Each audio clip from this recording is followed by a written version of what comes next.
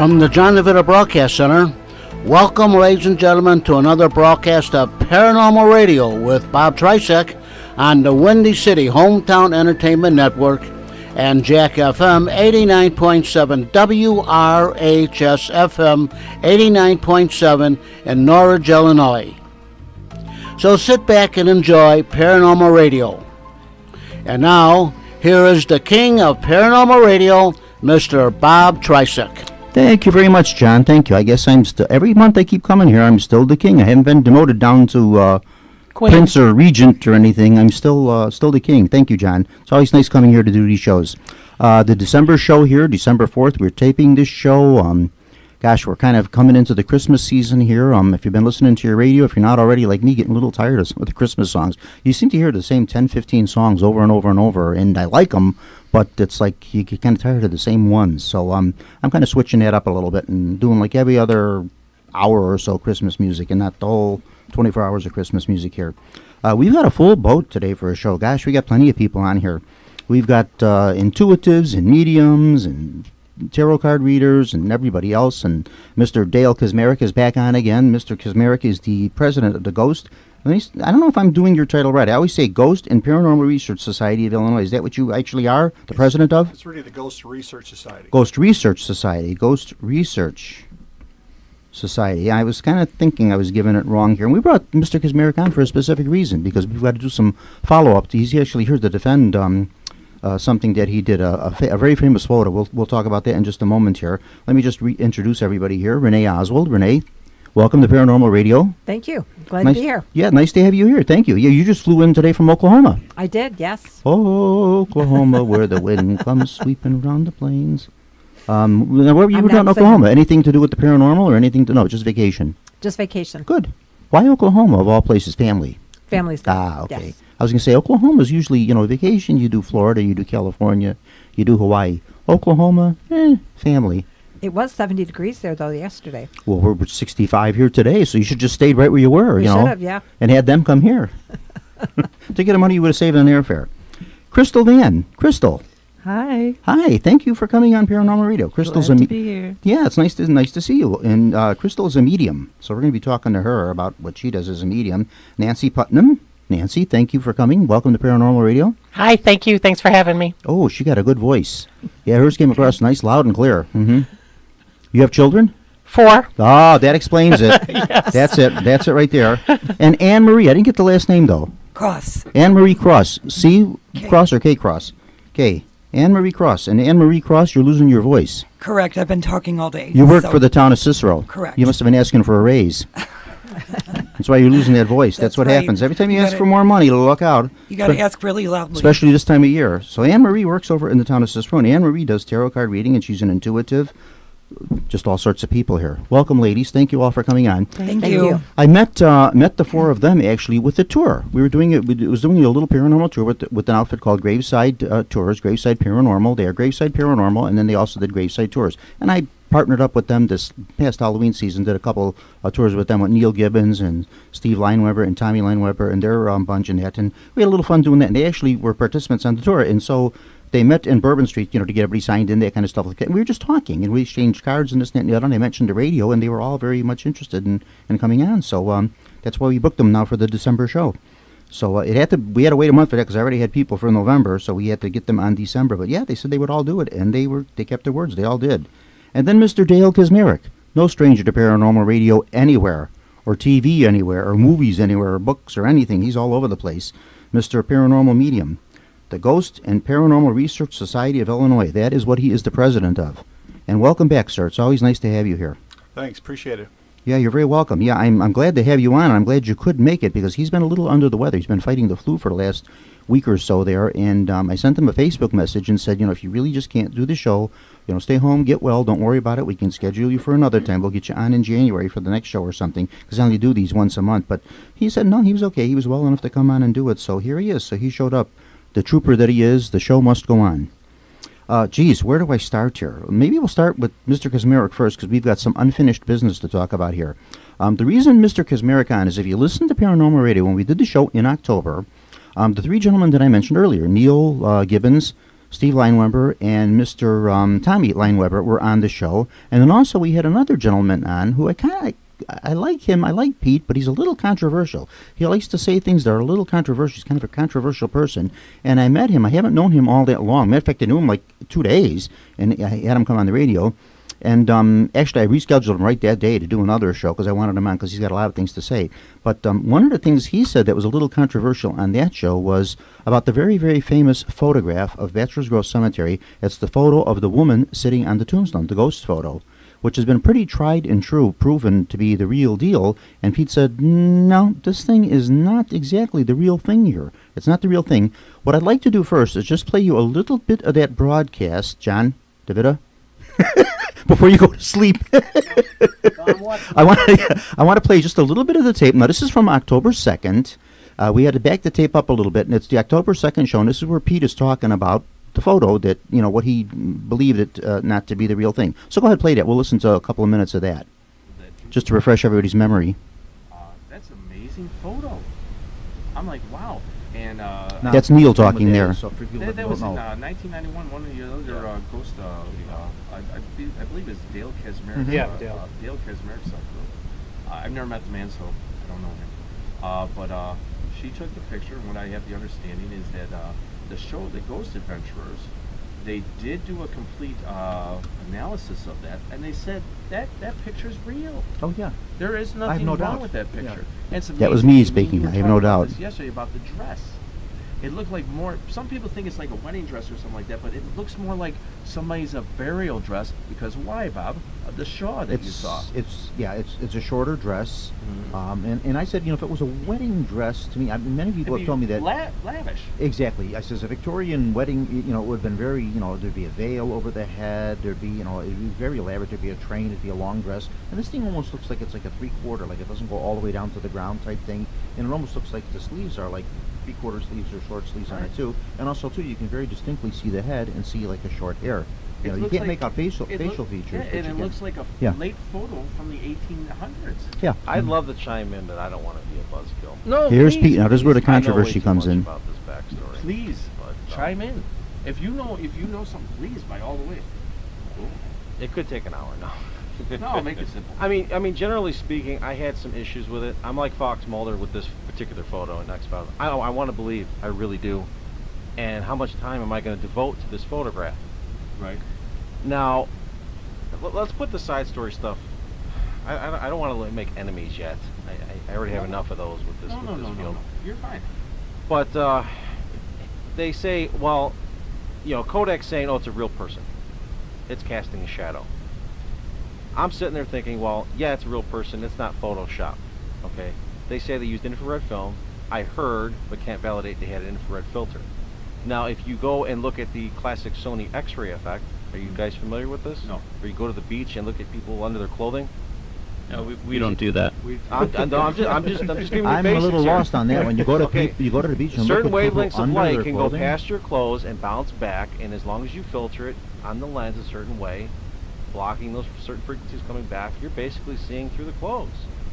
Now, you can have that same effect. Now, if that lady's wearing a dress, long gown, now parts of her are transparent and parts of her are not. Okay, but is this not something that you could detect? I mean, let's face it, this is 2017. It's not 1917. Experts at photography would be able to Could it be detect that. replicated? Here's the biggest problem I have with this. I'm going to be such I love hearing both such a- sides of the story. I'm so not- I'm glad this he is not kinda gonna chimed go in on over this. well. But Pete, Yeah. Dale Kaczmarek is a great Yeah. friend. I've been at his house. I've ate his wife's food. I mean, I love the guy. He's great. Mhm. But to me, this is very controversial. He never owned an original print off this negative. He had not. Have you ever seen the real print? Have you ever seen the widescreen view of the photo? I thought the one- Ms. Huff had that the original. Exactly, right? Right. Okay. So he never actually had a copy of this photograph. But he would talk about it. And I've been at his home. We've gone through his so-called archives, I guess you could call it. And he admits, no, I don't have a copy of this. But when the Sun-Times called and he got in contact and sent in the little snippet, what we normally would see back in the day was the woman sitting on the stone with a little tree, and that's all you had. You didn't have that wide shot where you see the fence of the cemetery in the corner and stuff like that. Now he sends it in, and he's supposed to be analyzing these photos, right? Well, why don't you ask for an original print? Now, how did I end up with an original print? I had a volunteer. We did cleanups at the Grove. Apparently, Jude was handing out copies of these. Okay, so that's how I ended up with it. She was somehow mad. So That's you- another story Not of how true. I got a copy. You didn't have a copy. Why you- did- you had Not your- true. somebody Well, no, got he the gave original. me an actual, the actual print off the negative. These were constantly off the negative, so it's like not a copy of a copy. But I took it home, this right off the negative, put it on a flatbed scanner, made a 300 megabit, file out of this thing. Okay. So, but how? My point is, why didn't Dale not have, as an investigator, this full-fledged photograph? That Okay. was a red flag for me. My question is, so what? It is a big deal because he's supposed to be this investigator inspecting all these people's photos from around the world. They're emailing him stuff, consulting him and trusting him. Now, from a Okay, John, I think professional that's point of about it. view- We got the point here. I And- think that's and, about it with that. and We'll he stop is that. a Great guy, he really He is a great Yeah. guy, but I just had a problem with. See, I said you're a great guy. And then another thing that Pete kind of made on that show too, a point was that about your actually not being present when the photo was taken. And I said, well, so what? I said, if the photo is authentic, what would the difference be one way or the other if he was there or was not there? Why would it make a difference if the photo is real? It's real. What would it matter if there were 2 people there or 200 people there? So anyway, that's kind of just the gist of it. So Pete, I like I said, I liked Pete, a nice guy. Met him and that we kind of clicked and everything, and I invited him back right away to come on and and he did the next month's show for me and that. But just a little controversial there. And then of course on that show, I won't play the whole rest of the broadcast because that would be half of this show tonight, and I want to make sure we get to all the guests here and they all have something to say.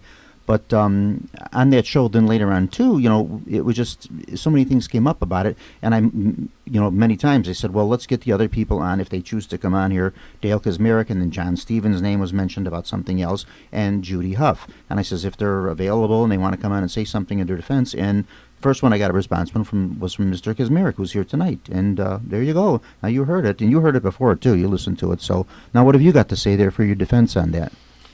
Well, again, I could go on for a long time with this. I'm sure you could, yeah. Point by point. But, let me just start a little bit about myself. Mhm. I've been involved in the paranormal field for almost 43 years now. And there is not one single piece of evidence that warrants being fraudulated, faked, or anything else that I would use to undermine my credibility. If I even thought the photograph was fake, it would never have went on my website. The only people that absolutely know what went on during that day in August of 1991 were those that were there during the investigation, and Pete was not there. We had 12 investigators from the Ghost Research Society that were there doing investigations. They were going through, they were marking on the map where they felt unusual feelings. They came back later. Jude Huff, under my prompting, had actually bought black and white high-speed infrared film.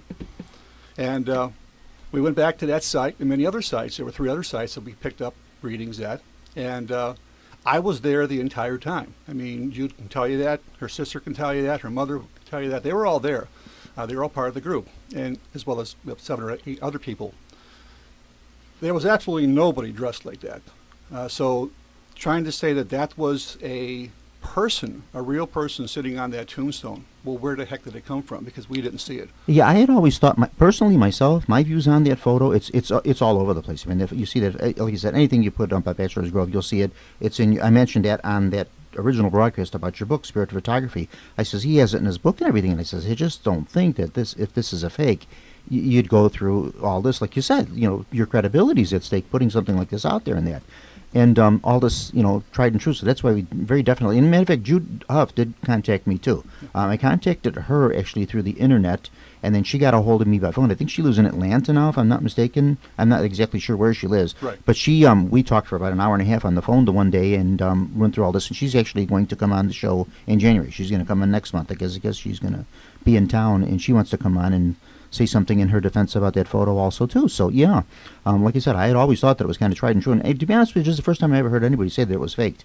Well, the other thing about it, though, too, if I could pipe in real quick. Oh, absolutely, yeah. Was that he had said that she was passing out photographs, at Bachelors Grove. When I can't, verify or not. I did talk to her immediately. I actually sent a copy of the show to her. I said, check it out. Check out the radio show and the website and so forth, and you can actually listen to it. And she was her email back to me. She says, "My blood is boiling," because she says she never handed out photographs to anybody. So where that came from, I don't know. Yeah, I don't like I said that was those are just Pete's views on that and there his was also thoughts on an that. idea that she had made money on that photograph, and she had never made money on that's that photograph. That's what I said too. I said, to the best of my knowledge, I don't think she ever made anything on it. And Pete says, "Oh no, she had made money on it." So I don't know if he considers maybe $20 money or something. Now, as far as seeing, like he had mentioned on that tape, on that original interview 2 months ago, about the full photo, I did see it. And actually, when you look at the full photo, what you mostly see is what he said was correct about that. You do see the woman sitting next to the tree, and you see the smaller version of it. It's a very long shot, and on the whole shot, she's actually way over to the left of the photo, if you see the whole thing in perspective. But there again, my feeling is, what's the difference if you're seeing just that part or if you're seeing the whole thing? If it's an authentic photo, it's an authentic photo. What does it matter if you're seeing the top half or the bottom, whatever you're seeing? If it's the real deal, it's the real deal. It would make no difference to me. Well, I've been basically looking at spirit photographs for well over 30 years now, and I've seen literally, without a doubt, tens of thousands of photographs Fakes. in 30 years. Yeah. A lot of fakes. Oh yeah. A lot of natural explanations. Mhm. A lot of Photoshop. A lot of ghost applications and so forth. But the whole idea that somebody would purposely fake this, for whatever reason, and how was this done? How was this accomplished? I mean, this is not a digital image. This is a 35 millimeter image. And that's what I brought up too. I said, that lady's image is Yeah. on the negative. and I said, this is 1991 photo. We're not talking about a photo from 100 years ago or something. It's 1991. I'm sure anybody today with the equipment and the knowledge that's out there, and that you'd be able to easily detect if this was not. Now, my question to you then, Mr. Kaczmarek, is what have they ever done to the photo? And for the benefit of the listeners, and in your defense, what have they actually ever done to this to actually prove and say, yes, we just have no explanation for this photo. We've examined it. Who's the photographic authorities that have looked at it and said, yep, we have no explanation for this, and it is indeed something we cannot explain? Well, the very first time, let me go back. The very first time this photograph was actually shown to a general public, besides going into the Chicago Sun-Times and Tribune, which was actually in, was a show I did for the Discovery Channel called Phantom Photographs. And we showed this, and then it was actually sent to Kodak in Rochester, New York, to a guy named Len Zapruder. Now, Len Zapruder supposedly was a photographic expert. Now, again, I say there's no such thing as an expert in any field. But anyway, he said he was an expert, and he wasn't even sure that it was infrared. He said, I assume this is infrared film because I was told it was infrared film. And that's the point that Pete was trying to make, that that the image, if you look at the image of the woman, she looks like she's casting a shadow. But if you look very carefully at that image, the entire tombstone, the woman, and everything are already in the shadows cast by the trees. So therefore, she's not casting a shadow. It's not a real person. Part of her is even semi-transparent. You can actually see through her head and her knee. It's some people say it's because she moved. Well, that could be too. But for anybody to simply have walked into our investigation dressed like that would have stood out like a sore thumb and go, what's going on here? We've all seen the fake photos. Yeah, And we know what these they are- look like. And Yeah. these are all in a loop. These were 36 pictures shot there that afternoon, which I basically have the scanned images from those original negatives. Now, the other idea, and you mentioned it earlier, and it was also mentioned on the tape that you played there, that why did I not get an original for so long? Well, I mean, that I can't explain. I mean, there was some when I got the photograph, I got the cropped version. I got the enlarged version of that image, and it wasn't until maybe 20 years later that I saw the entire image. But again, in analyzing photographs, a lot of times when people send me photographs before emails, they send snail mail, right? Sure, of course. And I got pictures in the mail. Well, no one's going to part with their negatives. Of course not. They're going to give you a copy. They're going to make me a copy. They're not going to send the original. So basically, that's what I had to work with even I was analyzing this particular photograph, was a copy. Okay, what got sent to this Mr. Zapruder? Is that any relation to the Zapruder, the famous Kennedy Zapruder films? I don't believe so. Okay. What you did just say though about him was that he was supposed a photographic expert, and he himself said he wasn't sure if it was infrared or wasn't infrared. If he was somewhat of an expert, don't you think he'd be able to know that? Yeah, yeah. Okay. So I why mean, would he say something like that? He's not sure. You would know just by looking at an image. Okay, that image. I would think so, was especially taken- if you're. See, I'm not an expert in this in photography. I've always enjoyed it and that kind of stuff. Like, and I've looked, like you have said, looked at many of these photos, and some you can spot. Some are very obvious. Some take a little more detecting. You know, what's the authentic and what's not. This one I always believed is the truth, and I still do, to be honest with you. But somebody like him, if he's an expert at this, you think he'd be able to? Okay, crackerjack. I look at this right away, and I could tell you, hands Well, down. Infrared film, for people that are not familiar with infrared film, it's basically a film that is sensitive to 800 to 800 nanometers of very intense infrared light beyond what we can actually see. Mm-hmm. It's something in an area above and beyond visible light. And it's mostly in the range of heat. When you take a photograph with infrared film, some people use filters. I actually brought along some filters to show you. We've actually used filters with film in the past. Mm-hmm. What you're actually picking up sometimes is infrared light reflected back by your subject, or if something shows up in a spectrum that we can't see, i.e. infrared light, it could be a ghost. Looking at that photograph, you should have immediately be able to tell that that was not an ordinary black and white image, that was simply an infrared image, because Mm-hmm. just by the texturing of the background, the light, and He should be able to know that. the photographic process. But yet he said he wasn't sure. Right. Did any other experts examine the photo? Maybe somebody that's a little more expert than Mr. Zabruta, whoever Well, this gentleman again, is. when the show Aftershocks came on with Zach Bagans, when Jude was invited back to talk about her photograph, there was a Ghost Adventures episode, I think, shot at Bachelors Grove, but they couldn't find, even in the episode, they said they couldn't find a person who shot the photograph or who was in charge of the photograph. Oh, there are some impersonators, too. There are some people saying that they took the photo that aren't really... But again, Jude those Huff. people that examined those images in the Aftershocks video, or the documentary, stated that for the most part, they could not explain how that got on there. They said that it, they did not mention at all that it was a real person. They just said, number one, is you cannot manipulate a negative. In other words, whatever's on the negative is there. That's your photographic proof. You can take a print, scan it in, and then manipulate the print. But whatever's on the original negative is going to be there forever. That's going to be it. So you'd be able to detect this right away. Absolutely. Yeah, you could tell right away, and that's not the case with this photo. Okay, any more to say on that subject? Oh, yeah, actually I Okay, do. go right ahead. Let's hear it all. That's why you're here. The when this photograph first came out, Mm-hmm. back in 1991, I mean, it was a sensation. It's one of these once in a lifetime photographs. I only have a handful of these in 43 years of doing this. I took a lot of heat from a lot of people, media, ghost groups, skeptics, just ordinary people that, this is too good to be true. It's a fake. And it took me so long to try to prove this, that number one, this was not a fake photograph. This was not somebody sitting there. This was under intense scrutiny when this photograph was shot. I mean, there was at least 10 other people around when that photograph was shot. And not a single person remembers anybody dressed like that in the cemetery. So, and again, they're all in a row. I mean, there are 36 photographs in a row in this roll of film. So, And then bingo, there's this one. yeah, Nothing else, just that. Boom. just that. Yeah, mhm. Mhm. Broad daylight.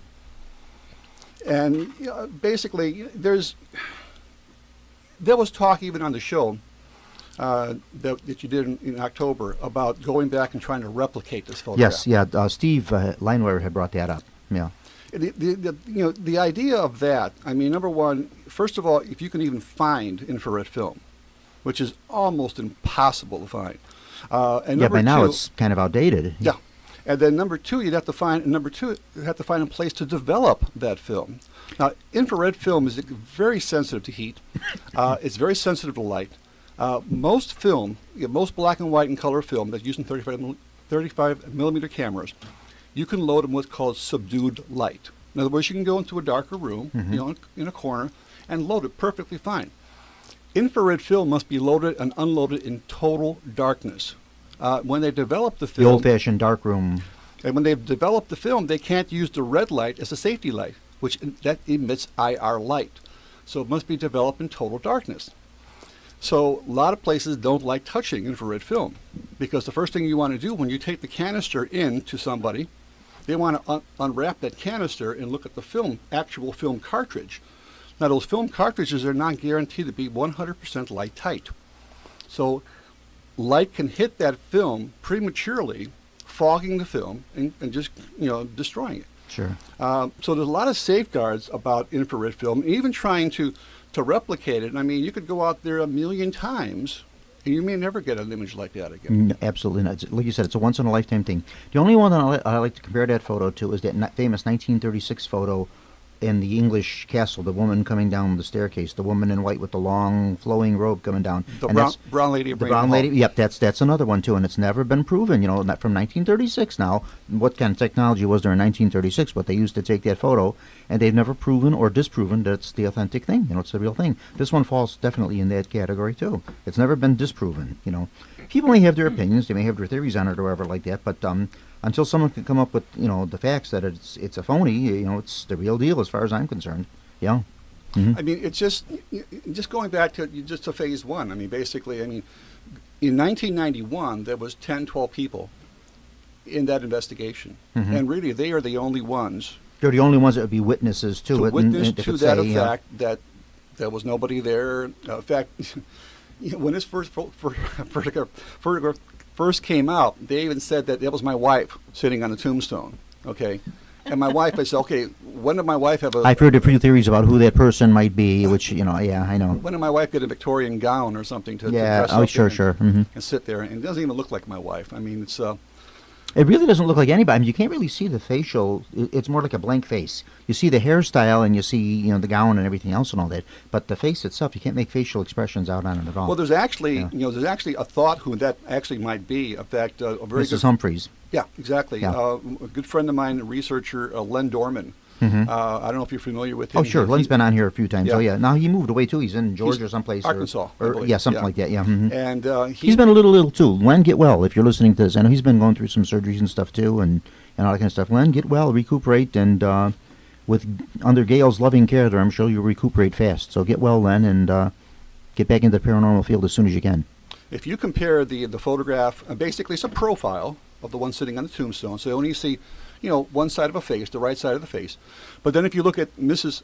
Humphreys, that photograph, I mean, it's a spot-on, straightforward image. There's striking just the similarities. shape of the face and the shape of striking it. similarities between the two. And it could be. We don't know. We don't know who that tombstone do we know? belongs to. I was just going to say, do we know whose stone that was? We don't. No. It's a nameless stone. There's no, top of it has long been broken off. Like so much stuff at that cemetery has been vandalized, so we don't really know whose stone that was, or even if it's in the right spot. So much of that stuff has moved around in that.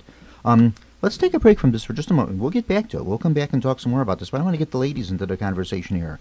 Okay, you've been listening to all of this. Now, as intuitives and mediums and everything, have any of you ever been to Bachelors Grove Cemetery? On the ghost tour that we just... Okay, on the tours, that kind of stuff like Yeah. that? But never on your own, like just going there? No, You have? I've been there. I live down the street, Oh, you live in... Crestwood. Oh, okay, you're right by me. I'm in Alsip. I'm not too Okay. far from there. No, you're I'm not on at all. 119th, and the cemetery's on 143rd, so I'm close to... I always say it's in my backyard now, so I was there quite frequently, too. And now, anything ever happened to you out there? Did you ever pick up anything? And this is Anne-Marie who's talking here, Anne-Marie Cross. Yeah. I've always had like a feeling I can feel energy, but have I ever seen anything? Has anything shown up on a picture? No, but you just know that being an empath, you can pick up that there is... Sure, something going on, something you just can't explain, that feeling. Exactly. Yeah. But I've read a lot about Bachelors Grove and things people have seen. I can't personally attest to any of that, but I don't deny it. Just about anything you picked up Bachelors Grove, you had to have seen the photo we've been Right. discussing now, because it's very famous. And Renee, how about yourself? Is that photo then? You had said Mrs. Humphrey. Is that John Humphrey? Senator John Humphreys, yeah, Okay. his first wife. Okay. Because he was married twice. He married the first wife. They actually believe that she is the Madonna of the. There's theories about this. Yeah, there you go. There's the photo, which you can't see on radio, but we're showing it to the people present here in the station. Wow. So you can see that photo, and they're attributing that to maybe being Mrs. Humphreys. And then of course the second wife, he married his secretary. And that doesn't look anything like her. It looks more like the first wife than it does the second. So Yeah. yeah, Wow. yeah. Mm-hmm. Yeah. I mean, I'm kind of like Anne Marie, where I can feel energy. Mm-hmm. I know, like even at my house when we do, we'll do like pictures. We'll do like on Monday night when we have my group. Mm-hmm. Crystal has done many pictures with orbs. Oh and- sure, yeah, I've gotten orbs too. Those are very common. Yeah. Yeah, Mm. and we Yeah. get many like great pictures of Mhm. the orbs flying here and there. And What color are your orbs? mainly they seem to be just the white orbs. I don't know if we've White and had blue, too many yeah. color White and blue. orbs. Yeah, and sometimes they'll be like really pretty intense. Yeah. So but then you feel the energy too, and it seems like when we laugh more, that's when we have more orbs. when Oh, we're you got like happy really- ghosts. Yes, Okay. absolutely. Yeah. Happy spirits. We have Right. to take a break, John? Okay, just hold that thought for just 1 minute. We're going to take a break and come back with us, folks. We got a lot more to talk about. We'll be back in just a minute. Okay. It's very fast. It's only like a half a second, so just leave everything on. You don't have to. You're listening to Paranormal Radio with Bob Trzeciak from the John DeVita Broadcast Center on Jack FM 89.7 WRHS FM Norwich and the Windy City Hometown Entertainment Network on Tuesday, December the 5th, the year 2017. And this is Jack FM 89.7 WRHS FM Norwich, Illinois. And now, friends, back to Paranormal Radio and Bob Trzeciak.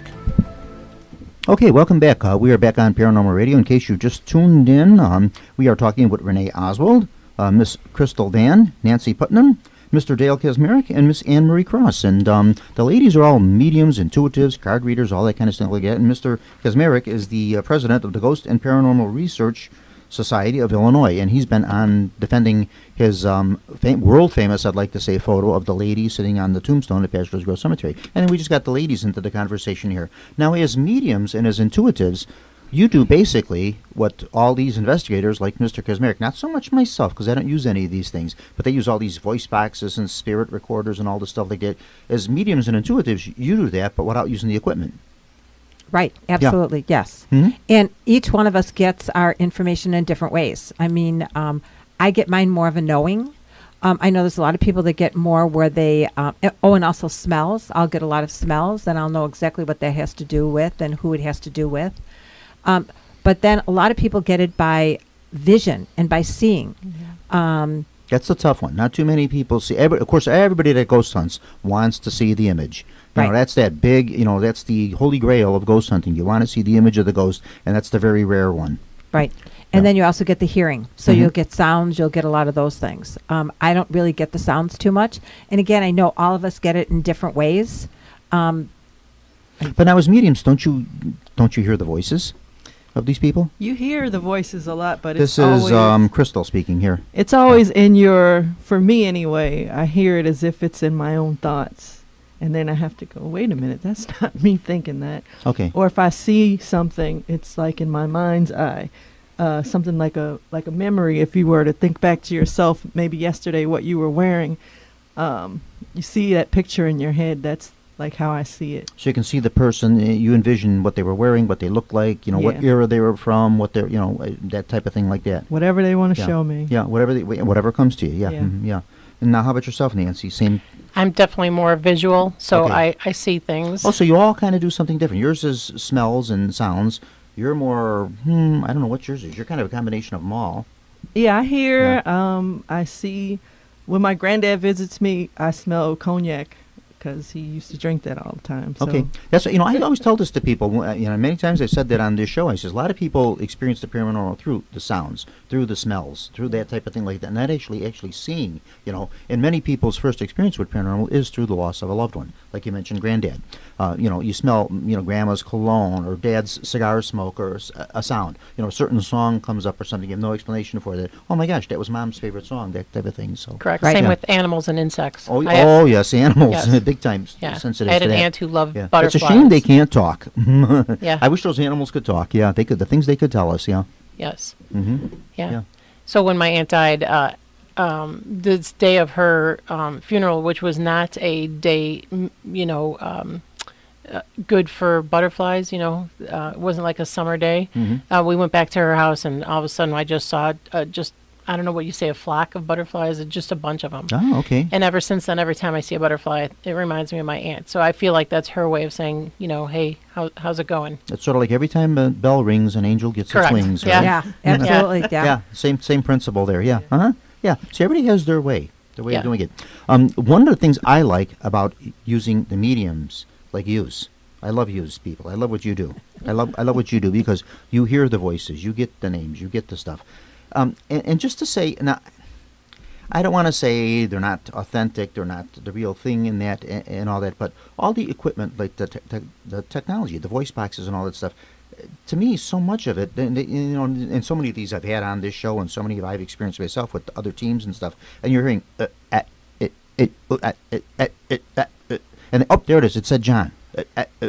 Oh, there it said sitting. I'm like, well, if they have some message to say to us, why aren't they just saying it in a way that we're able of understanding it, that we're capable of? And then the thing is, well, they're speaking in a different voice. They're speaking from the other realm. It's in a different language. And I'm like, I don't know. I don't doubt the seriousness of it. I don't doubt the authenticity of it.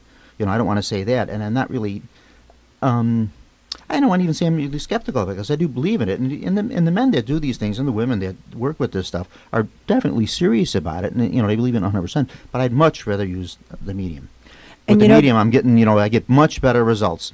If I go on an investigation, I've got a medium with me, and we go like into an upstairs or into a cellar or something like that. And I say, okay, there's something going on over here. Meeting was over. Yep, I'm picking it up right away. Oh my gosh, I could see some blood on this wall. Something happened here. There was something going on here. I could see a person there. I could see somebody falling down the stairs. They know this stuff. They could see it. And I said, people have been ghost hunting for what, Mr. Kaczmarek, since the dawn of time. People have been ghost hunting, right? And we were doing this before we had electricity. So what were they doing years ago, right? When we went on the ghost tour, that was the first time that I had seen one of those boxes. One of those boxes, because before that, it was just like we just kind of talk or know or say what we're getting. Right. But we were really kind of amazed by the box. And first, I kind of stood back from the box and went, "Oh no, I don't think this is anything real." Yeah. But then there was something that happened. Okay. That made me believe in it. And Crystal can tell her story because it happened when she was doing the box. So let her tell it. Go ahead, Crystal. Well, they wanted me or one of us to touch the receiver so that the transmission can come through. And there were several different voices, like you said. There was a female voice, a young voice. And then it said train, and that kind of threw me because I'm a train conductor. So okay. All right. And engineer. So at that point, like Renee, I believe. It was a validation for us. Okay. Yeah. Yes. And that's what we as They also mediums said look Nancy. for, validations. They also said my name. Yeah. Yeah. So, not that we needed that validation, Right, but it was... that's what I said. I'll make it real clear. I'm not saying that those are, I'm not, they're not being disproved. I'm not saying they're phonies and they're fakes and all that. It's not the way. But it just seems to me you get better results with the medium than you do with these boxes. I don't know, Maybe just me. Maybe I really believe that it has to do with the amount of sensitivity that each person can handle. Yeah. The more sensitive you are, the more you can pick up on. Oh, yeah. I thought it was really cool. As I understand it, spirits don't have, what do you call it, voice boxes or... Yeah, this is the thing this is their explanation for whenever I've asked anybody that works with these, right, that's the explanation they use, energy or electrical devices they derive energy from, something like that. So I thought it was really cool with the lights. Yeah. And for me, in my life, it wasn't something that I set out that I wanted to do or become a part of, but I just had things happen in my life that were just so extremely coincidental. Ditto. That's the stuff that made me a believer, because if someone had come up to me and talked to me about this stuff, I would be like, okay, But because this stuff actually happened to me personally and to such detail, it really intrigued me and, got my interest going. And so yeah, that's me too. So many experiences I had myself that I couldn't explain, and then doing that, and then like I said, I do the palm readings and doing that. And when I was doing all this, I didn't think anybody else was doing it. Yeah. You know, I mean, let's face it. 30, 40 years ago, there was no internet. There's no, there's no Right. Facebook pages. There's none of this. So I thought I'm the only one doing it. And boy, was I wrong about that. There are everybody under the sun now is a ghost investigator and doing all this stuff and all of that. Gosh, you too, Mr. Kaczmarek here, Dale. He can vouch for that too. When you went to Bachelors Grove Cemetery in 1970, 1971, it's a very, very different place from what it is now. Very, very different. Looked very different. Very, much more vandalized, much more topsy-turvy, not so kept up. A lot of graves would be half dug open. A lot of things would be misshapen, and it's just a big mess. It's very different from what it is now. The other really sad Yeah. thing is that people think that this is all demonic, and I think the exact opposite. I really think that this is just our loved ones or people from the other side who are trying to get a message Trying across. to communicate, or absolutely. yeah, and I really find it to be rather angelic and beautiful and heaven-like. And Is that not the idea? Now, do any of you do seances? no. No, no one does a seance here. No. We No. should mention this before we go any further, too. You do classes. The number that you can get a hold of is 312-203-3185. They do these out in Orland Park. Nancy, maybe you can talk a little more in detail about those. Yeah, so Or Renee, I'm looking at Renee, and I'm saying Nancy, who's on the other side here. We knew what you were thinking. Yeah, I know. Yeah, give us a little more details about the classes and that kind of stuff. Yeah. So first of all, I want to tell you that I led a fear-based life. And so my whole life I was afraid of everything. Oh, and so I not wanted to good. have nothing to do with any of this. So things were happening to me here and there, and I would just back off from it. A lot of fear. And so about 7 years ago, I met June Cordham from the Gathering Lighthouse and started to go there. And a lot of it was just that I needed to kind of validate some of the things that were happening to me in my life. I felt like I was kind of sad at the time, just a lot of things. So anyway, I started to go there. She was a medium. There were a lot of psychics that went there. I thought, what the heck am I doing here? And I had read a lot of books, which scared the bejeebers out of me my whole life. And finally, I just went, you know what? This stuff is okay. I've got a group to go to. I can talk about this stuff and the things that and the fear just kind of went away. And so what I started to do was take classes with June to become a Gathering Light teacher. And so that's what I do in Orland Park is I teach classes there. We teach, psychic, medium, just kind of like... Is this something that can be taught? Or is it just you have the gift or you don't? I think everyone's got the gift. To a degree.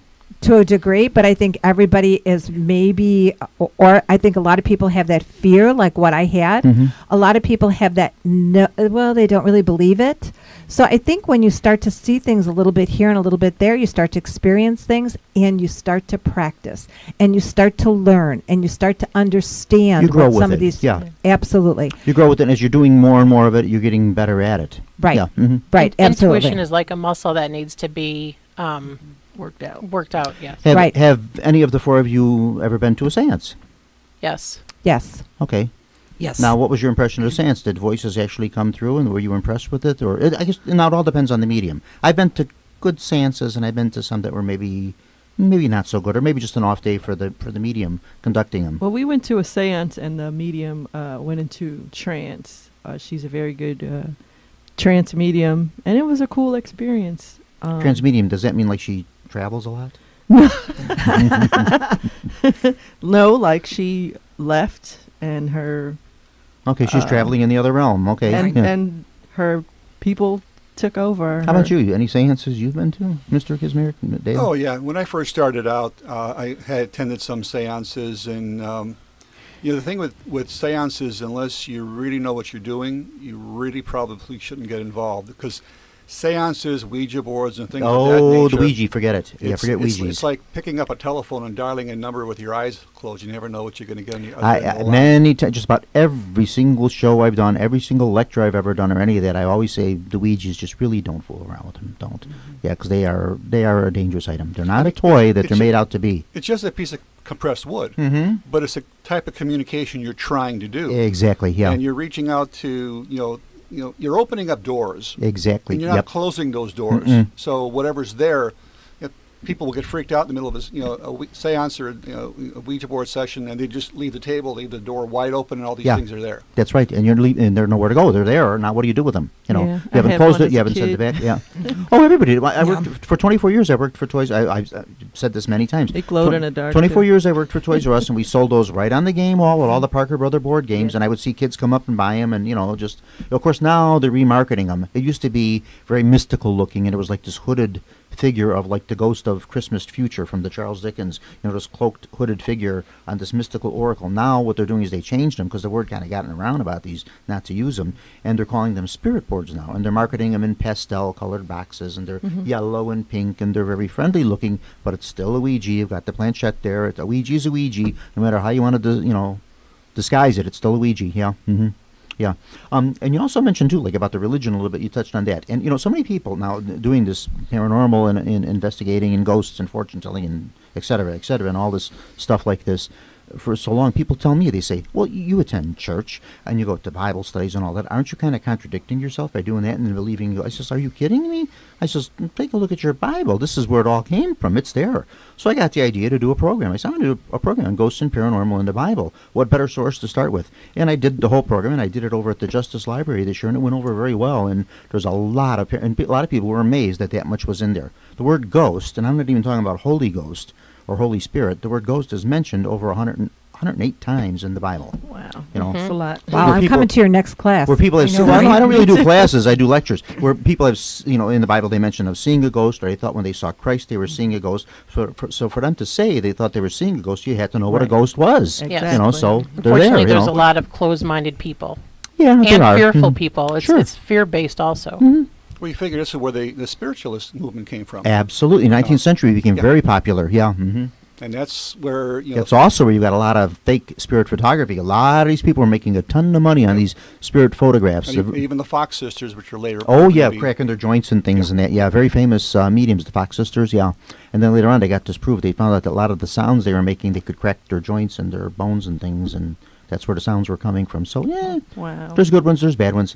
I think Harry Houdini offered was it a $25,000 or a $5,000 reward for anyone that could have definite proof of life in the hereafter, or of the hereafter. And as far as I know, no one ever collected on it, And if anybody could have done it, it would have been Harry Houdini himself, or Thomas Edison, who was working on a machine to communicate with the dead. But none of that ever materialized, never happened. So, yeah. I know it was looked down upon pretty much back in those days, though. Well, it may have been for a while, but now in the 1920s, like in the heyday of Harry Houdini, it became very popular. Okay. Many people were going to seances and consulting mediums, and fortune telling, and all this really took off really big. And unfortunately, there were a lot of fakes that were just making a lot of money capitalizing on this. There were some good and legitimate people, like there always are, even are today, But there were, for every one good one, you had 15 or 20 bad ones out there, doing it. So, you have to be a little careful with that. I always tell people when you're looking for a psychic or a medium or a fortune teller or someone that you want to read tarot cards or read your palm or something like that, your kind of key with them is if they invite you to come back and say, I need to see you next week. We need to do this again. I says, this might be somebody that's maybe looking to get a steady client here, to get a little steady income coming out of you. So you might want to maybe kind of think twice about that, Right. Yeah. Yeah. Authentic psychic is not going to want to see you. They're going to tell you what you need to know right there and there. I do that now at palm readings. People that do. messed me up. I always tell people at palm readings, I said, if you're doing palm readings and you're having your palm read on a regular basis once a week or something like that, you're doing it way too often. I said, the lines do change in your hands. They just don't change that frequently. If you do this once every 2 months, that's more than enough. If you want to do it on a regular basis. If you want to do it once a year, that's fine. You don't have to do it that often. You really don't. Correct. And then another thing to stay away from with psychics is if they're asking you that they're going to light this candle for you and you need to give them $100 to light this candle because you have this curse and things like that. And unfortunately, and they play on people's fears and this kind of stuff. Yeah, we've all experienced that. Yeah, yeah. Well, I wish I had talked to you guys before I. So just be a little careful of that kind of stuff. And like I say, there are many good ones out there. There really are. There are a lot of good people out there, but you just kind of, watch, keep your guard. You're picking out a psychic or medium to go to, and that, just have your guard up and just kind of watch for some of the signs there. And don't be too gullible. The very first psychic I ever worked with was back in May of 1982 when we did an investigation at Bachelors Grove. The very first time I ever worked with a psychic. Who was she? Pat Schenberg. She was the president of the Illinois Society for Psychic Research at that Oh, time. okay. I met her out in a conference out of Morris, Illinois. Okay. Well, actually in Oak Park, but she lives in Morris. And Is she still with us? She's still around? She had died a few years ago. Okay. She was a great psychic. In fact, basically how she started out actually doing healings. Okay. And she said during the course of healings, she would see things, she would see entities, she would see beings that would communicate with her. And she had a very impressive resume because she actually worked on Chicago White Sox pitchers for healing, believe it or not. This was back in in the 1980s, 1990s or something.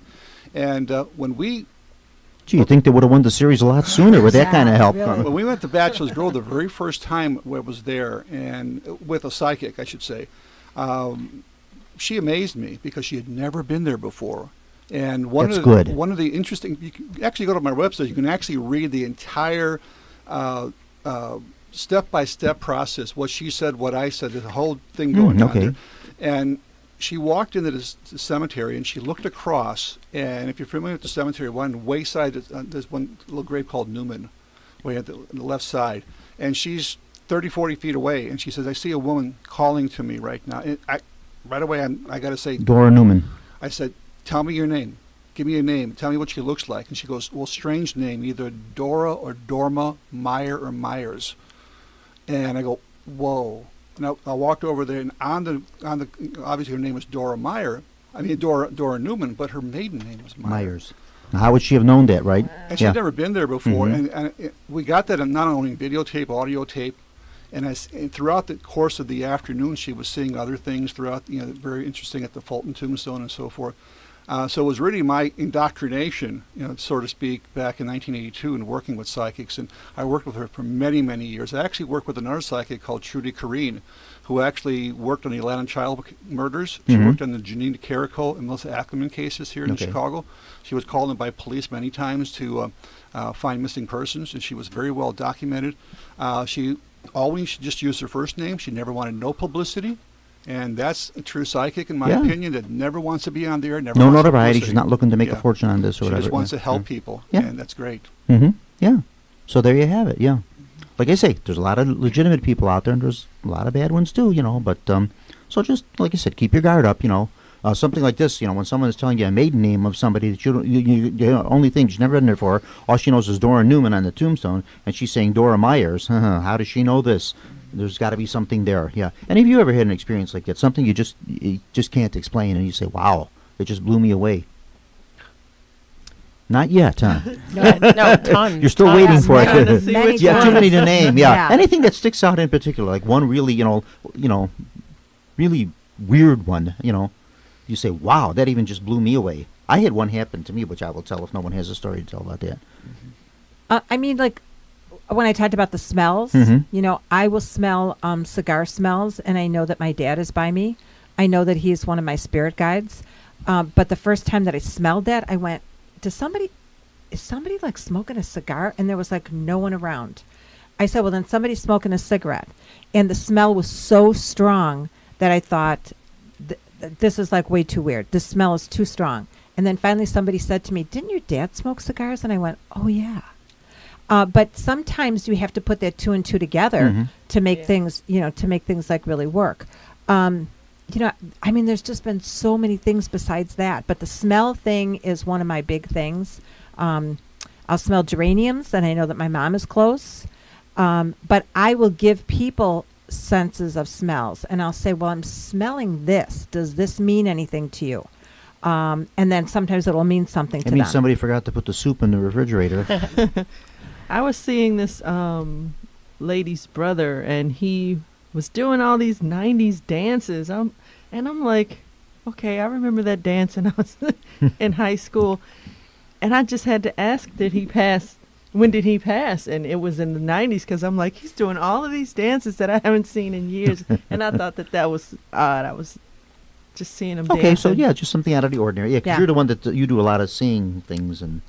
Well, see, hear, feel. Yeah, whatever. Just however it turns out. I think we all have like a gut instinct. I think to a degree, I think everybody does. Some people just exercise it more than others. Some people just maybe are a little more in tune with it. But I Right. think I always say that everybody's had some experience with the paranormal. And I really Right. firmly believe that everybody has. Some people just blow it off as coincidence or whatever, Yeah. but Absolutely. Yeah. some people it's Definitely. legitimate. Yeah. Mhm. Yeah. One time I was reading cards for this woman, and I was picking up that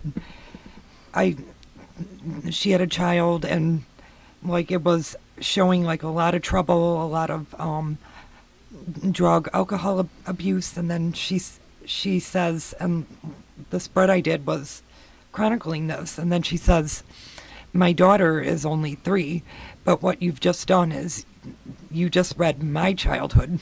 Ah, okay. Mhm. So, and it was all about her. It was just, she confirmed everything I said. Good. Okay, so something she could relate to and she could validate it for you. Right, Yeah. but Mhm. at first I thought it had to do with her, like one of her kids, but it turned out it was one of her children or a sibling or something, but it turned Right. out it was her herself. Yes. Okay, Mhm. good. And at least she lets you know that. It's always Right. nice when they do. Now, sometimes you'll do a reading or something like this for somebody that's a skeptic. Have you ever had this? yeah, and I go no. Yeah, yeah, and they go, no, that's not true. That's not. Now, one time I had that. I was doing a reading for someone. I was reading the family, and I said there were 3 siblings, and she says, no. She says there's only 2. There's a sister and there's myself. And I says, this one I was. Sometimes you're a little off on it, or you know how it goes. Sometimes it's off or whatever like that. And I says, this one I'm like 99.9%. There were 3. There was 3. I said, did your mom miscarry, or did one get lost in an accident or something? She says, no, there's only always been the 2. She's, Bob, I hate to tell you, but you're off on this one. And then later on, she contacted me through a friend and that kind of thing. She says, oh, I have to tell him. She says, I told this to my sister, and she says, he's right. She says, you were too young to remember, but there was a 3rd. Mom miscarried. There was another one. So I felt good. I says, okay, she let me know. At least I did, she let me know about that, so, yeah. So that stuff happens. Sometimes you get that a little off like that, or sometimes they don't want. Sometimes the person comes up, they may be a little skeptical about it, and sometimes they don't want to admit it. Or sometimes Yeah. they don't realize till later. Yeah. So Some people that are doing it just for the fun of doing it, which is Yeah. okay. That's all right. Some Right. people do it, but some people are doing it because they genuinely want to know. And they want to see if there's some information. I've always wanted to get a psychic reading. I've never had Oh, a yeah. psychic reading, but to be not saying I don't believe in psychics, because I do, because I've worked Sure. with them. But I would have to go to somebody who knows nothing about me. That's absolutely. That's why I like to. In what you just hit the nail on the head. I always like to do a reading for someone I do not know. Yeah. More so because friends always want me to do readings. I say, Yeah. for me to do a reading for you, I know so much about you. That's when it's the There's things I easiest, know, is and I when say, you don't know 'em. I'm going to know that you were married 3 times and you had 10 children Yeah. and all. Right. I'm You never know if somebody it's I your don't ego. know. Yeah, somebody I don't know. That's like this woman. There was no way I knew that there were 3 siblings there. And then her sister, and then she contacted me and let me know. But yeah, I think agree. that's the consensus. Yeah. We And like for me- doing I like to, strangers. me too. I like to Right. do people I don't know. Yeah. Yeah. Right. I was a cashier in a large grocery store chain, and sometimes I would say things to the customers that just came out of my mouth, and I felt like I didn't have any control over it. And the customers would say to me, "How did you know that?" And I would be like, I don't know." And then they would come to my line, and then before you know it, I would always have the longest lines because everyone wanted to see if I had anything to say to them. Sort of like a Long Island meeting, right? Yeah. Yeah. This kind of happened. That's actually how I got started with radio. I used to manage a Subway for 10 years. I managed a Subway restaurant. That was my last job I did before retirement. And it was near a high school, so we'd get a lot of the kids that would come in and that kind of stuff. And I don't know how we got on the subject of it and that. And we started talking about that and everything like that. And then I mentioned I did palm readings. Oh boy, was that a mistake! Every kid in the world at school wanted to come in and me do palm reading for them and that kind of stuff like that. And then they said, oh, that's Bob, the Subway guy. He does all this stuff and that. You ought to get him for the radio and that. And that's actually how I started doing the radio show. Just accidental. I kind of just stumbled into it. So stuff happens for you. Yeah. Yeah. Hmm?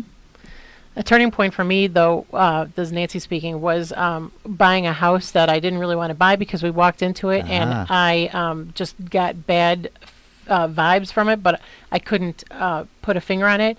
And long story short, we bought the house, and immediately, as soon as we moved in, I got really sick. Oh, So sick not that I good. couldn't go to our closing. And while I was laying on the couch, while my husband at the time was at the closing, the doors and windows the cabinet doors and the bedroom doors were opening and closing. Oh, how Totally nice. freaked me out, and everybody was like, oh, that's because you were so sick and you had a fever. And I said, no, I remember it.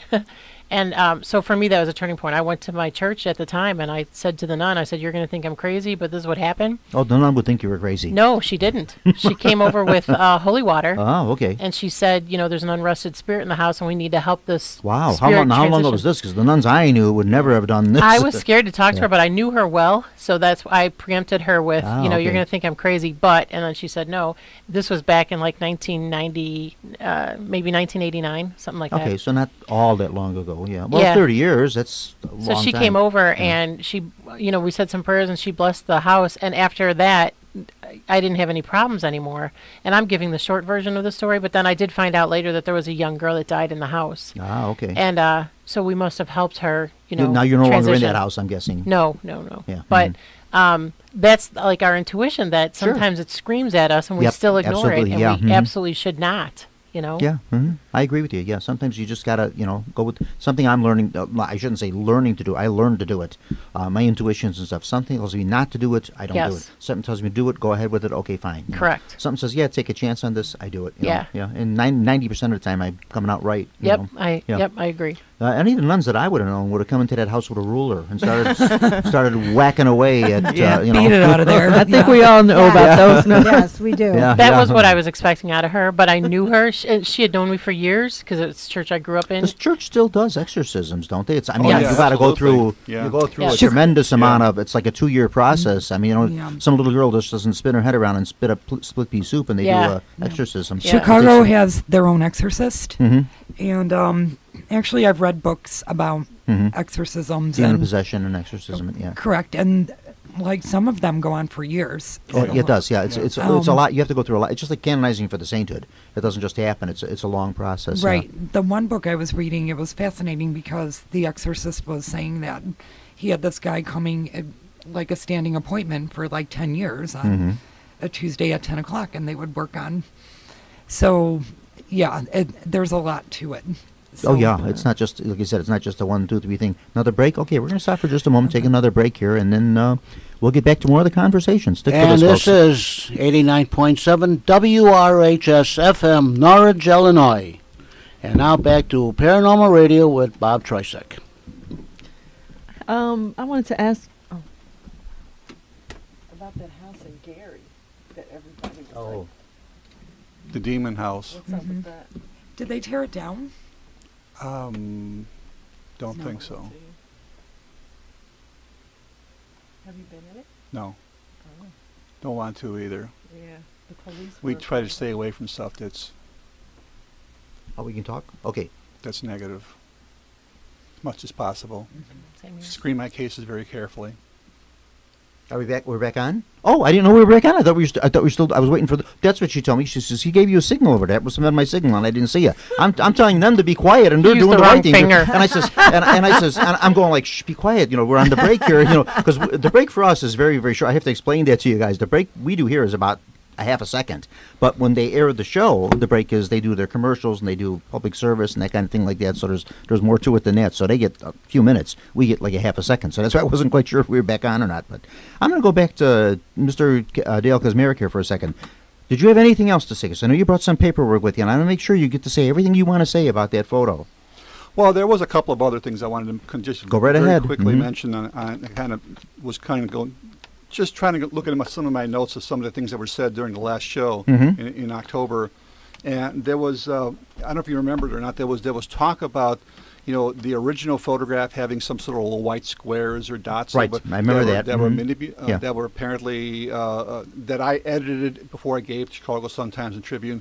You got to remember that was 1991 when that photograph was taken.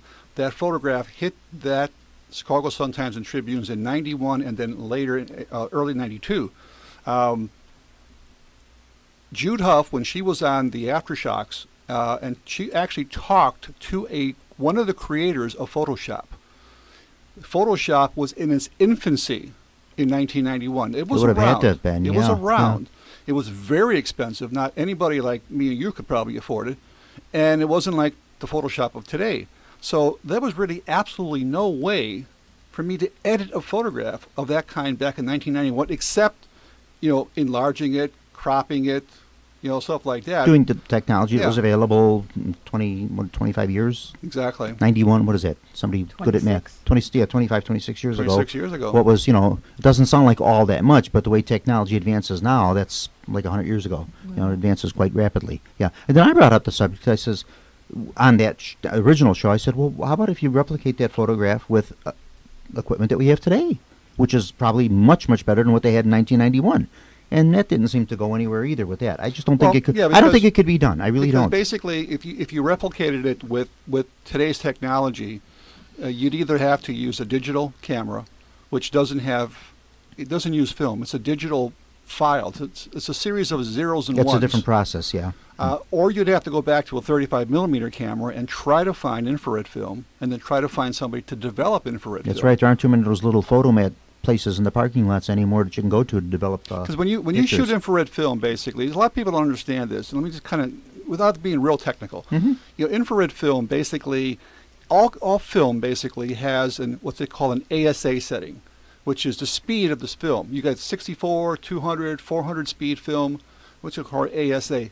Infrared film has no ASA setting because you never know how much IR light, which is invisible to us, is being reflected by your subject.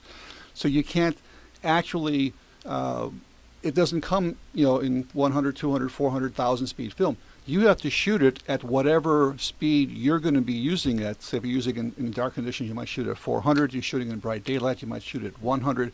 And then you got to tell the developer, I shot this film at 400 ASA so they can develop it properly. Leave it in the solution long enough, et cetera, et cetera. I'm not sure exactly Hopefully you know that information when you take it there to get it developed. So, I mean, to try to duplicate that process back to today's technology, it can be done if you can find a film, find somebody who wants to do it. But again, you could go out there for 100 years and never get that same picture again. Not that same effect, yeah. People that have taken pictures, very famous, and you can just Google ghost images on Google, and you can see some very famous ghost images. Some are fake, some have, like you said, Brown Lady of Radium Hall, other stood the test of time. And if you look at the legit photographs that are out there, the ones that basically have not been probably manipulated. They most likely were taken. Brown Lady of Radium Hall. Are you familiar with the story? 1936. Basically, they were professional photographers that were in there to photograph the interior of the building. Right. They saw an apparition descending down the staircase, and they shot this one image. And it came up. And it came up. They got it. And after that, it was gone. Yeah. So it wasn't like they were out there ghost hunting. What is she called? The Brown Lady? The Brown Lady of Radium Hall. Why do they call her a Brown Lady and she's all in white?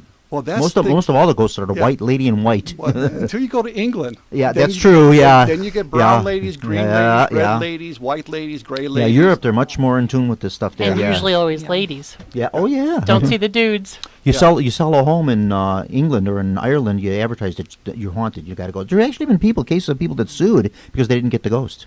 They says, this house was supposed to be haunted. We don't have a ghost, and they've actually gone and sued the realtors because they put in there, a ghost was supposed to be there. The house was haunted. So I was in England twice, 1985 and 1987, and the first time we went, 85, we spent 2 weeks touring haunted places. There was an actual tour we went on. Only 2 weeks? Just 2 weeks, yeah. There's so many, jeez. Every pub. We went into pubs, we went into private homes, we dined with royalty, and royalty. It was almost to the point where Her Majesty? If you went into a place and there wasn't a ghost there, they go, what?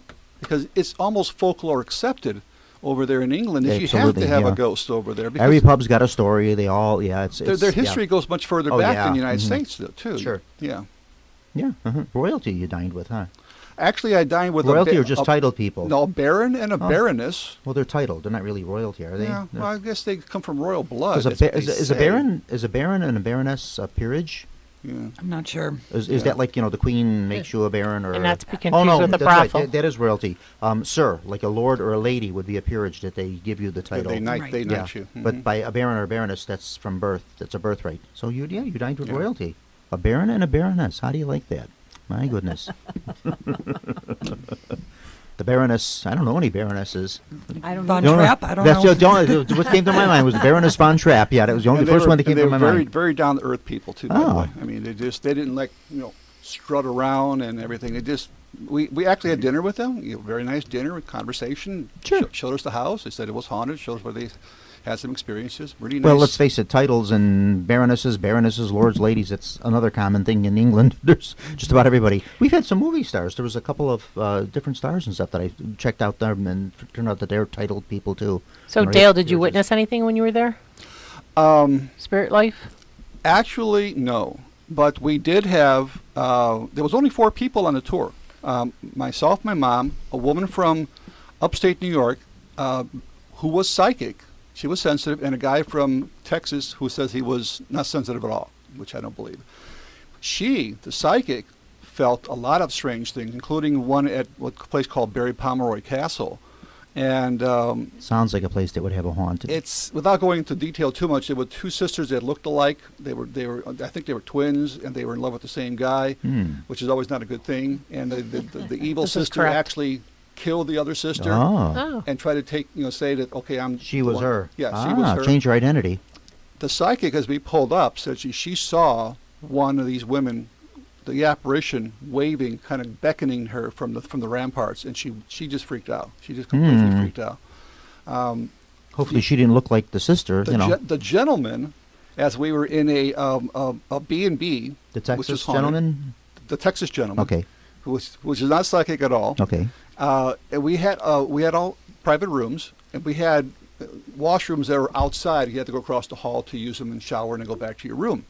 And we're all getting ready for breakfast, and all of a sudden you hear this guy scream on top of his lungs. All he's got is a bathrobe on and kind of like a towel wrapped around him, and he's running over there.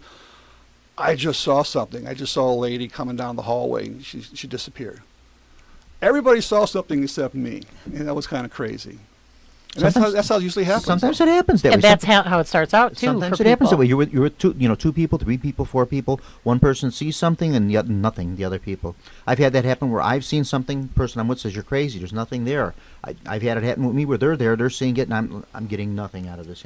Just the way it That's works. why it's so right nice person, to work wrong with time, psychics. right? Correct. Yes, because somebody's you're gonna sitting there and you're not seeing anything, and they're describing this person to a T. Yeah. Clothing, temperament. If they're mad, they're angry, and I go, what? Where? And you feel the goosebumps coming up, the hair standing on the back of your neck, but you don't see anything, and that's what happened back in 1982. Yeah. Bachelors Grove there.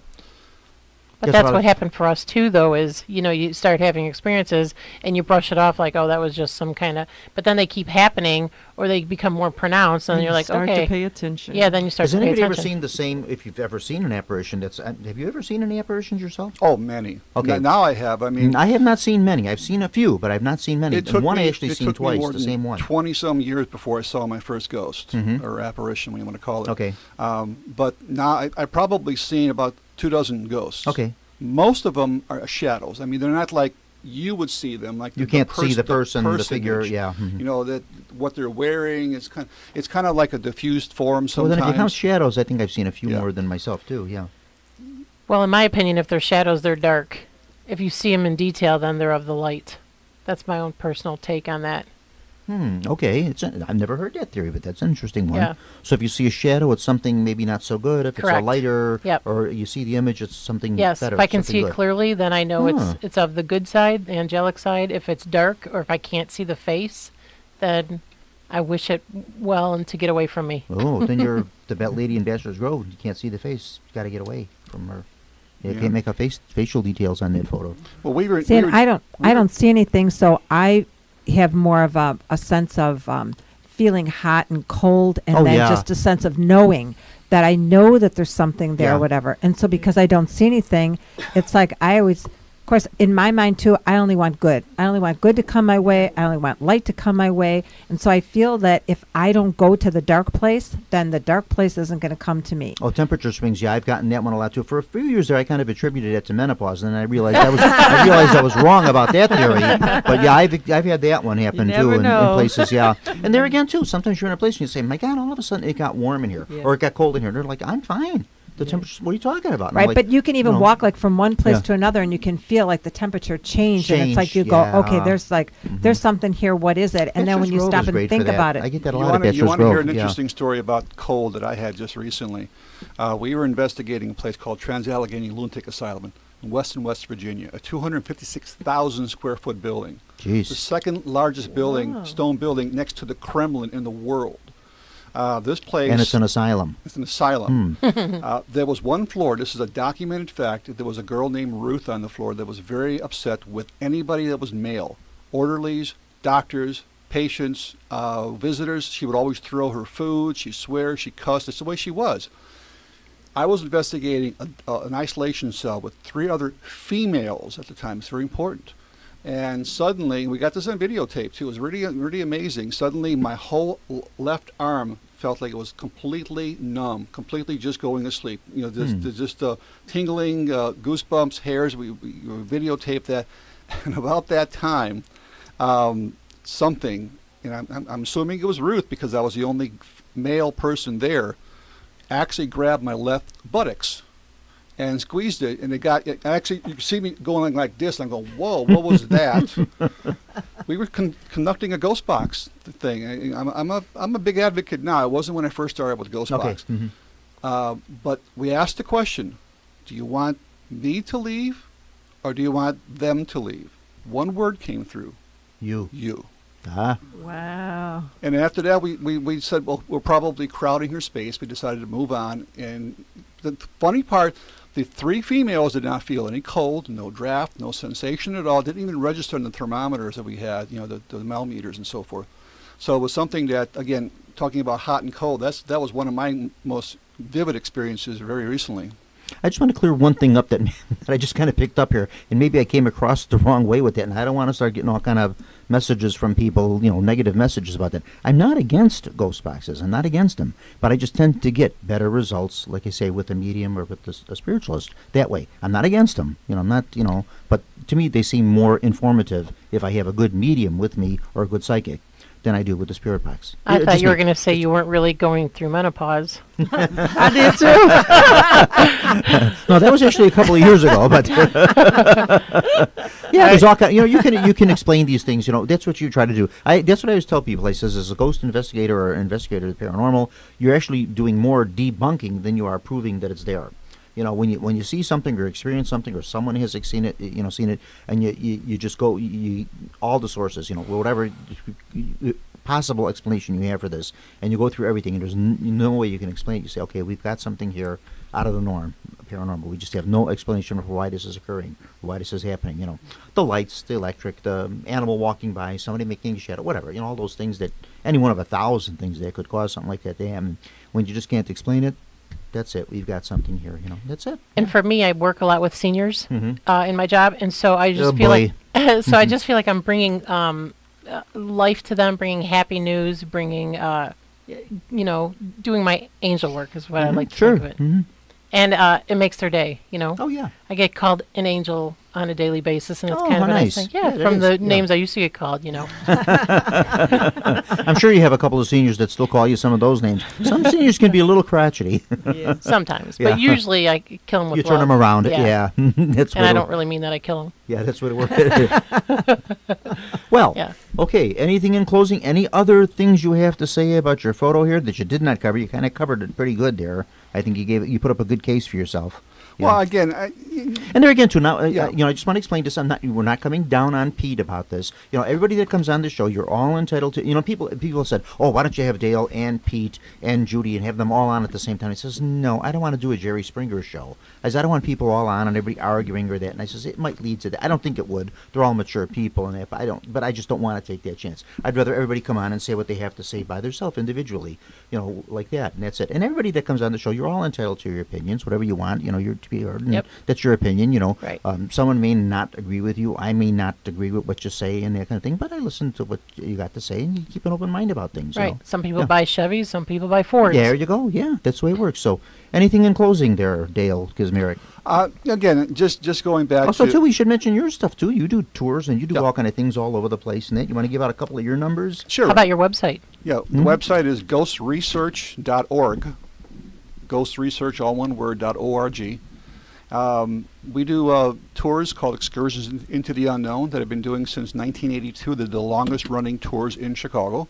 If you remember Richard Crow, 73. 73, yeah. so he's a bit before me, but he died several years ago. So Has it been that long already? Yeah, 7 years? several years, I said. Oh, several, so that doesn't mean 7. No, several I see, years. yeah. I think it's actually been 5. Yeah, I believe so. Yeah. Mm-hmm. But basically, our website has information about the investigations we do. You can actually see this stuff that we actually do. Listen to the voice recordings. We got some very good ghost box stuff. That's not just one word. Something actually say, "Get out of here." One actually says, "Don't any of you believe in spirits?" Things of that nature that come through in a full sentence. That not just little words and Yeah. So, but you have tools of our trade on there, other websites you can go through, a whole section of spirit photography you can actually look at. The books that I've produced called Windy City Ghosts 1 and 2 that I've done. Spirit photography. Yeah. Ghost hunting techniques, a few others. My latest book on haunted highways and bridges. There you go. He's all over the place. And a phone number if anyone's interested in doing one of your excursions into the unknown? Sure. The phone number is 708-425-5163. Do you still meet over at Chicago Ridge there? Yeah, we live from the north side of the mall, right next to the Bank of America. The little van. Look for the little white van. Well, sometimes it's actually a bigger vehicle. Depending how many people you got. How many people we got, exactly. Yeah. We had a full bus this year for the Elsa Park District. Excuse me, the Midlothian Park District, I think it was. I'm sorry. And we had like 40-some people in a bus a day. They had a great time. Took them all over downtown Chicago. So it's the tours and so forth are more of a hobby, a vocation for me to kind of get the word out of what I do and get people some entertainment. But my real forte is actually going and investigating places. That's what I say. The tours are fun. They're fun to do, and that bring people out there. And sometimes somebody goes out of curiosity, and if this inspires them to get involved in something like this, great. It's kind of done its job. For me, they're just a fun thing to do. That kind of stuff like that. Mm-hmm. Do you allow the public to go on your investigations with you? Sometimes. We actually do have places that we do a number of things for the Kathy Kressel and Haunted Rockford tours. And we do a lot of public events with them that we actually do public investigations that the public can actually go on. And places like the Tinker Swiss Cottage in Rockford, the Manning Mansion, Barnes Mansion. We've done the Heritage Museum, a few other places up there.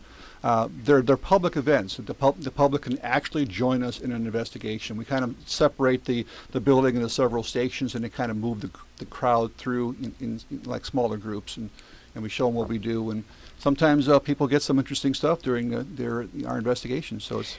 And for anyone who's a new listener, could you tell us real quick what a ghost box is?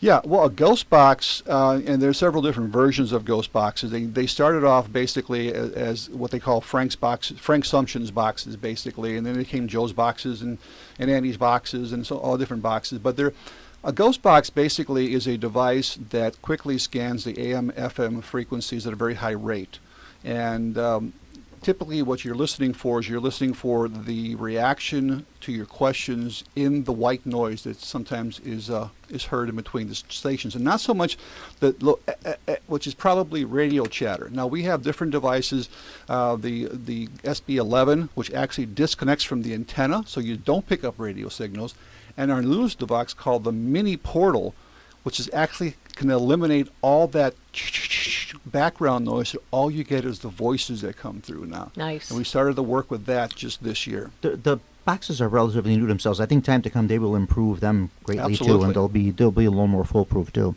Time to come. Okay, so that's it. Okay, thank you, Mr. Kaczmarek, and thank you so much for coming on. Gosh, anytime you want to come on, you come on here. Don't worry about that. Anytime you're welcome to come on anytime you want. Not that you need my help to plug any of your stuff, but you're welcome to come on here anytime you'd like to. I appreciate it. Anything in closing there, Anne-Marie? I got to make sure. I'm looking at the face. Got to make sure I give him the right name. Anne-Marie, anything in closing? You do tarot card readings. Where do you do your readings at? I just do them basically for people I know and for practice. I don't. Oh, so you'll do them for people you know. You're not like the rest of us that said we prefer to do them not for people that we know. Right. Like what these guys said, it's harder, but you just got to focus on the card. Okay. So, but yeah, I don't do Like, I don't have a sign or a storefront. Or Gotcha. anything. Okay. I just So, do 'em. all right, you do them that way. So private parties, It's kind of anything like that? like a hobby. I don't. Okay, it's more like a labor of love. Something you enjoy doing, you do it that way. Yeah, and I feel like I'm still learning. Gotcha. So- Okay.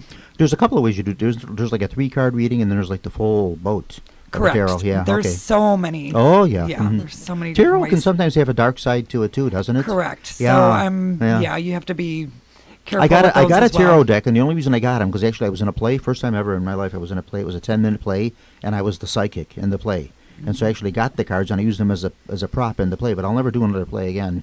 I wonder if I could just ask her a quick Yeah, question. go right ahead. I mean, Yeah. I've never had my tarot cards read, Mhm. and I know there's so many different Oh, versions yes. of different tarot cards. Correct. And from what, correct me if I'm wrong, you know, I thought not only is it the card that you're flipping over, but the impressions you're getting from the people from that cut the cards and so forth in the very beginning, correct? Correct. It's a combination of things. It's not tarot's not cut and dry. And it's nice, like if Yeah. you want to look in a book and this card I'm means sorry, I this. just realized I answered the question he was asking you. Oh, Did I answer it the right way, or Yeah, you okay? did good. All right. It's kind of like when there's so many books like that tell you what this card means this, that card means that, but you got to look beyond that. I look at the colors, I look at the background, what does this- Intuitiveness, the feeling you're Yeah. getting from it, yeah, all that. Right.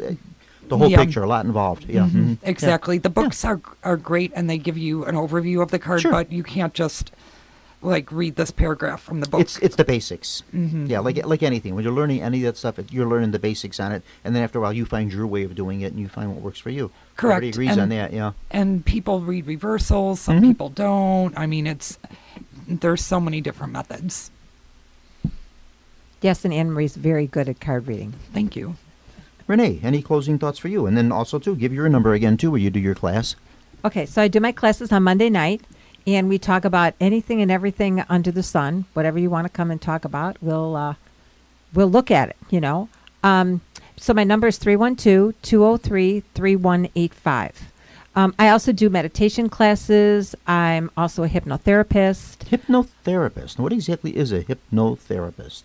Okay, so I do hypnosis to help Okay. people to make changes that they want in their life Like to to make quit it smoking and that type right. of stuff. Okay. easily. And I work with a lot of different people besides just the smoking people. Mhm. I've worked with, and I am working with people who have got cancer, and I'm Oh. working with them for anxiety and stress that they have Okay. that goes along with all Not that. so much to cure the cancer. We want to make that Right. clear. You know, you're Absolutely. we don't want people showing up and calling Nope. your number and say, "Oh, she's going to cure me of my Nope, cancer." You know. absolutely Yeah. not. Okay. It's for the stress and the anxiety that go along with that. Okay. And I think that hypnosis can help a lot with the stress and the anxiety. That sounds very good to me. So yeah. I do a lot of hypnosis also, and I do healing. I'm a Reiki master. So I, in the last 7 years, have really gotten to a lot of things because I just believe in all of them, and now I'm open to all the possibilities.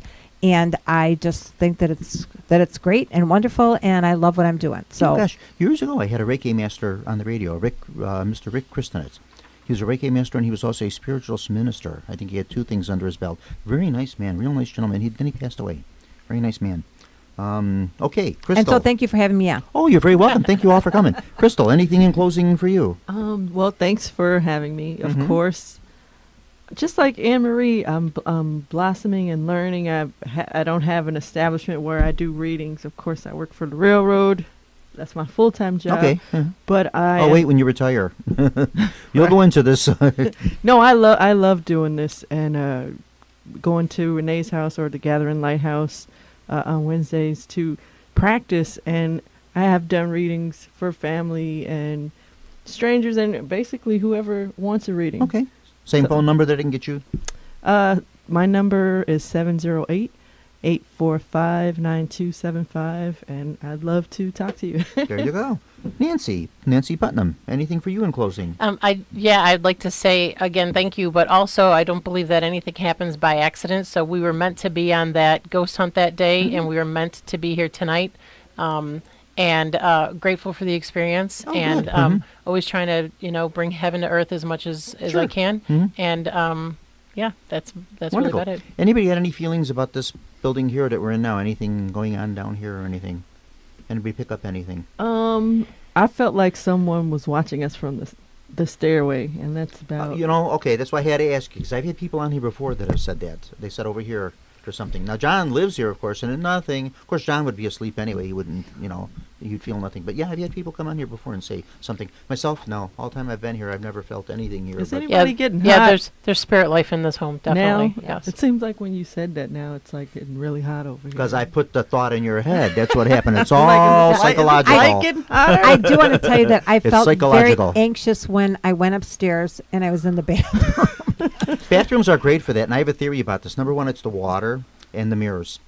I think that because a lot of these buildings and stuff that you go into, it's always the bathrooms that are haunted. Yeah, there's something about the mirrors, women I they go in the think, bathroom, that they are can't creepy. open the door, the water turns on by itself, the toilet flushes, all this Right. kind I of did mysterious feel like a stuff. heaviness in the bathroom. Yeah, yeah. And I thought, I wanted like hurry up and be done. Yeah, yeah. It seems like bathrooms are haunted a lot. Okay, that's about it. We've run the gamut. Thank you all so much for coming on. Okay, thank you. Yeah, and anytime you want to come back on, you're welcome to come back on here. We run a loose ship, so anytime you want to come on, you let me know, and we'll get you on here. Yeah, and I might show up at one of your classes and surprise you. Okay, good. That would be awesome. Thank you. Oh, that would be. You do charge for these, no? We have to say that you do charge for the classes. Yes, it is $20 a Okay, class. all right. We just want to make that clear because we don't want people calling and saying, "Oh my God, she charges for this." We want to make that clear that you do charge for them. She has So, snacks. yeah. Oh yeah, I have lots of goodies. So okay, you pay So it's worth it $20 just and for you the get goodies. you pay $20 and you get a cookie or Or two. this time of year you get a Santa cookie or something, right? And we'd love to meet you all. Incidentally, everyone have a wonderful holiday season. You all Yes. have a nice Christmas Thank you. season, and thank You you too. all for coming. Merry Merry Christmas. Christmas to all of you. Yeah, thank Yes. you. Merry Christmas. Okay, John, I guess we're about done there.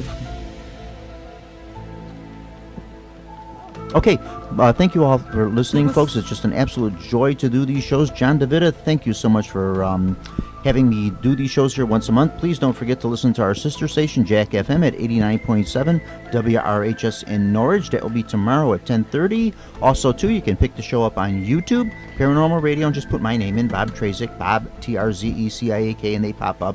John Chicata posts those in a day or two. Also, the Windy City Network, www.windycityhometown.com. All one word, windycityhometown.com.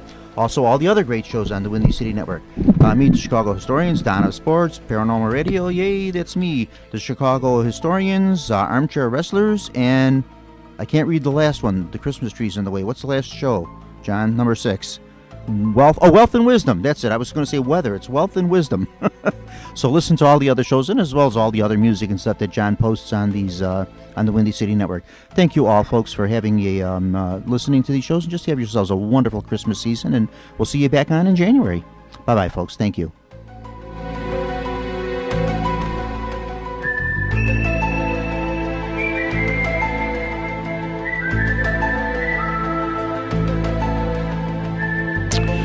You have been listening to Paranormal Radio with Bob Trzeciak from the John DeVita Broadcast Center on the Windy City Hometown Entertainment Network and Jack FM 89.7 WRHS FM Norwich.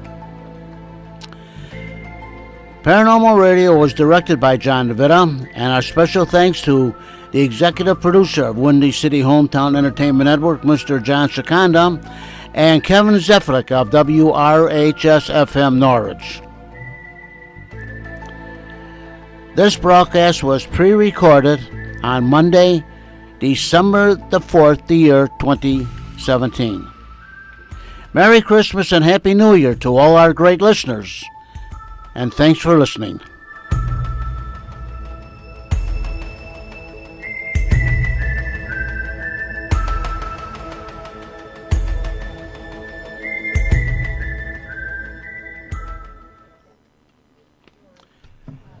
And this is 89.7 WRHS FM Norwich and Jack Frost, WXMS, Harwood Heights.